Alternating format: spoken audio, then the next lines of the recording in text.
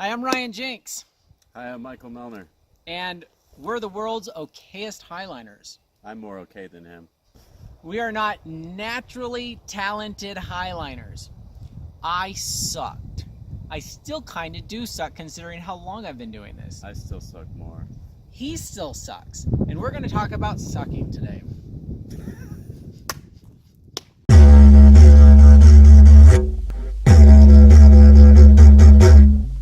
So I first got on a slackline 3 years ago at Pipeworks in Sacramento. And the people teaching me told me it would take about a week. It takes most people about a week to learn how to walk, back and forth. It took me 2 months. I didn't have any way to gauge it. I just saw some people on YouTube slacklining and saw Dean Potter doing it, so I went and tried doing it. Bought some tubular webbing from REI. That's not what you do, by the way. And not only did I suck at rigging and trying to figure out how to rig it without being, without any information, I really struggled walking it. I figured on average I had to rig something 10 times before I could walk it. That sounds about right. We're not talking 10 tries. We're talking 10 times you drive to Taft Point, you do the hike, you rig the line, which is hard when you don't know what you're doing, and then you suck. And your way of measuring, the way Justin Smested and I measured whether it was a successful trip, was how many falls we caught back then, how many catches we could do before our arms hurt so bad we couldn't catch anymore. And we were really proud of ourselves when we could fail 60 times before giving up on any given weekend. That's pretty good. So I watched a lot of videos and did a lot of research and kind of would see people walking back and forth across these lines. And I got to the point where I could walk the same line off the ground. So I figured, how much more difficult could it be to walk it up high? My first time, Ryan took me out to a midline, and I had a panic attack. Not even getting up on top of the line, just hanging under in my hangover. And then the next one was Taft Point, which is like a mile of perceived exposure. Just to be fair, I mean, it was pretty gnarly. Yeah. So Taft Point was like panic attack times 5. It was like a super panic attack. But and then our third line together, Vernal Falls. Yeah. Did you get out on that line? Yeah. Yeah. I didn't whip, but yeah. I sat on top. He slid out there and stood on top. So we've been with Mel since the beginning, and he's been scared shitless of lines.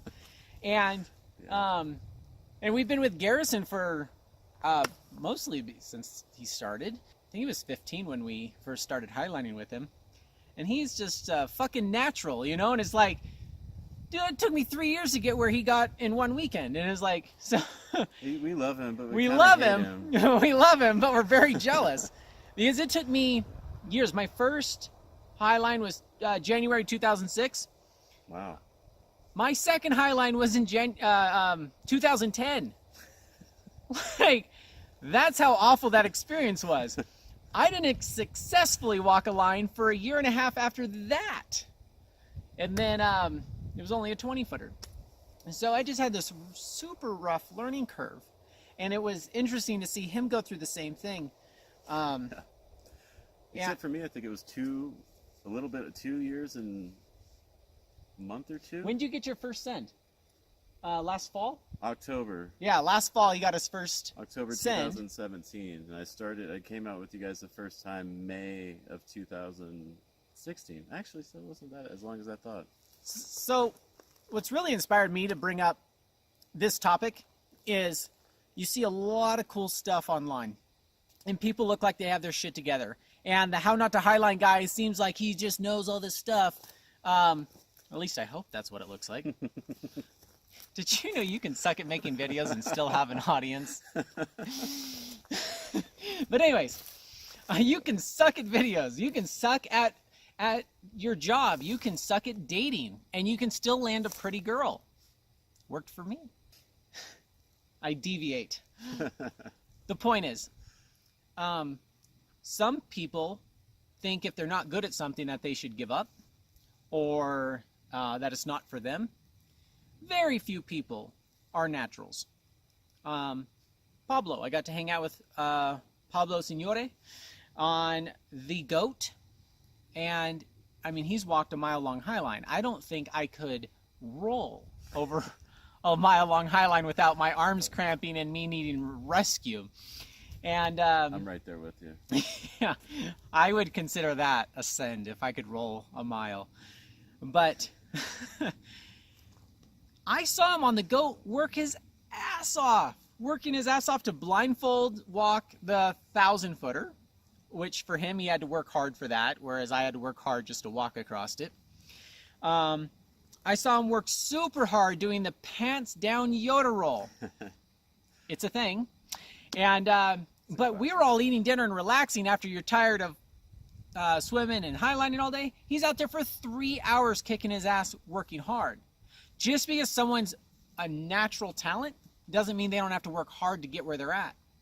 Kim also, for years, had panic attacks, struggled, and then one day it clicked, and now she's pretty good. Crushing. Now she's even crushing better than I am on these big lines, and she can just send almost anything, or not send, but she can cross anything now because she conserves energy. She's super fit now, and she's determined. And that's really what it takes. It takes a lot of determination.